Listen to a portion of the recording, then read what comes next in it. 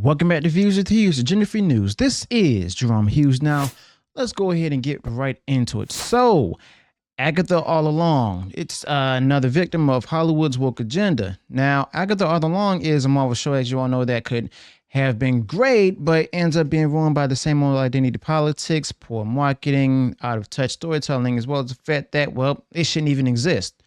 So we've seen this before with and Agatha All Along. Unfortunately, follows the same path with other shows. So going to cover everything that's wrong with the show Agatha All Along. Now, before we get into it, just go ahead. Let me just say that Agatha All Along had, well, I can't even say it had potential. Now, it's a spinoff of WandaVision, and it's Agatha All Along could have, built on that success, but instead, Agatha All Along gets bogged down by Hollywood's obsession with pushing in a political agenda instead of focusing on what made, Agatha All Along, or what would make it interesting.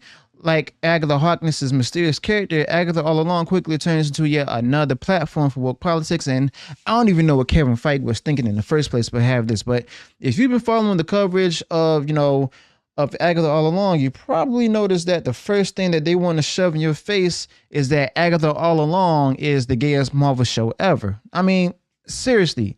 This is how Agatha All Along is being promoted, not the story, not the characters, just the sexuality of a supporting character or any supporting character. And when Agatha All Along puts that on front and center, it makes you wonder, what kind of story Agatha All Along is even trying to tell. But instead of focusing on the magic and, the intrigue of Agatha Harkness in Agatha All Along, that could have been offered. It's just another example of identity politics. Now, the actor from the show, Joe Locke, who plays the gay character in Agatha All Along, had to clarify that his character's sexuality isn't even a major plot element in Agatha All Along. So why does Agatha All Along get marketed that way? Well, simply put, because Agatha All Along doesn't have much else going for it. And the media knows this, and they're pushing this narrative because, Agatha All Along can't stand on its own without the buzz of identity politics. Now, if this show, Agatha All Along, had been promoted based on its actual content, it probably wouldn't even be on people's radar, But then again, this is a spinoff that no one wanted. And people watched the first 2 episodes of Agatha All Along, and they hate it. Agatha All Along is exactly what people feared it would be, probably me, which is underwhelming and agenda driven. And Agatha All Along is a light on action, thin on plot, and doesn't even manage to entertain. Now, it feels like a cheap knockoff, according to them, of WandaVision without the creativity or the charm. Now, I'm gonna be honest with y'all, I have no interest in watching this show myself, so it's just basically gonna be another skip for me because I didn't like WandaVision either. But, Agatha All Along might not seem so bad right away, but trust me, Agatha All Along will likely double down on its agenda as the season continues to progress. And that's the pattern with all these shows, just like it was with The Acolyte, okay? But what really stands out is with all the Agatha All Along is the anti-marketing. So that just means that Agatha All Along isn't just a poorly executed show. It's just a textbook example of how to draw audiences away instead of drawing viewers in. Agatha All Along just actively alienates them. The marketing for Agatha All Along is a disaster, and the decision to push the gayest Marvel show angle has actually alienated a huge chunk of the audience before they even gave Agatha All Along a chance. And as we've seen before, with shows like movies like Blue Beetle and Dungeons and Dragons, Agatha All Along will end up driving way more viewers than it attracts, okay? Well, driving away more audience viewers than it attracts. And Agatha All Along continues a disturbing trend in Hollywood where shows like Agatha All Along push an agenda first and foremost. And, and when Agatha All Along doesn't perform well, the creators will also blame the audience, the toxic white straight males for not tuning in, just like they've done before. And when Agatha All Along inevitably struggles, they'll claim the show was review bombed, and then it's the same old story. And the truth is, Agatha All Along just isn't that good, but they won't admit that. But instead, they'll just point fingers and say that the audience just didn't get Agatha All Along as a show and as a creation. Now, speaking of reviews, the Rotten Tomato scores were out and everything, and the scores for Agatha All Along are not good at all. Okay, quite frankly, Agatha All Along doesn't deserve good scores if you ask me, but when your entire marketing strategy is based on identity politics, is like it is for Agatha All Along, you shouldn't be surprised when people don't even connect with Agatha All Along. And I could have sworn that the scores might have been changed or driven up, but the critics might try to spin it and say that the audience is seeing right through it, Agatha All Along. But look, Agatha All Along just basically feels like a cheap, watered down continuation of WandaVision, but it lacks the originality that made WandaVision at least somewhat interesting, at least so I think. But Agatha All Along clearly isn't, made for comic book fans, and it's definitely not for kids. And Agatha All Along strips away anything that made Agatha Harkness compelling in the comics. And what we're left with in all Agatha All Along is just a shell of what the character could have been. Now, once again, Agatha All Along prioritizes agenda over storytelling.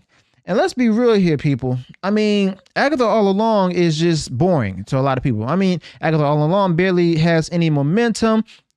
People said the first 2 episodes of Agatha All Along drag on and there's no hook to keep people invested in it as well. And then for a Marvel show, Agatha All Along doesn't feel like a Marvel show at all. And, Agatha All Along is more concerned with pushing an agenda than delivering, a superhero content fans expect. All right. But other than that, I mean, that's the problem. Agatha All Along could have been something interesting, but instead, Agatha All Along is basically forgettable at this point. But what's the worst part is that Agatha All Along is just the latest in a long line of Hollywood missteps, as they will call it. Now, Agatha All Along, is just proof that these studios aren't learning from their mistakes. And they just keep doubling down. And Agatha All Along is a perfect example of that. And they think that if they throw enough identity politics into Agatha All Along, people will just flock to it. But Agatha All Along is just going to flop just like many others before it. But another thing to consider is and this is a bigger picture here, that Agatha All Along is yet another example of how far Hollywood has fallen. Instead of just focusing on good storytelling, Hollywood, or woke Hollywood, just decided to give us shows like Agatha All Along, shows that are movies too, that are more interested in virtue signaling than delivering quality content. Now, if Agatha All Along is what we can expect from the future of Marvel, well, guess what? Some of us are in trouble. I mean, how can you expect people to care about Marvel when you're just serving them nothing more than it's weak agenda-driven content like Agatha All Along? But let's be real here. At the end of the day, Agatha All Along is not the kind of Marvel content that fans deserve. And actually, the fans deserve better than Agatha All Along, if you ask me. But woke Hollywood needs to wake up, and fans need to go ahead and keep pushing back against shows like Agatha All Along, even if it means to ignore them. Now, we don't want our entertainment to be hijacked by identity politics. We just want good stories.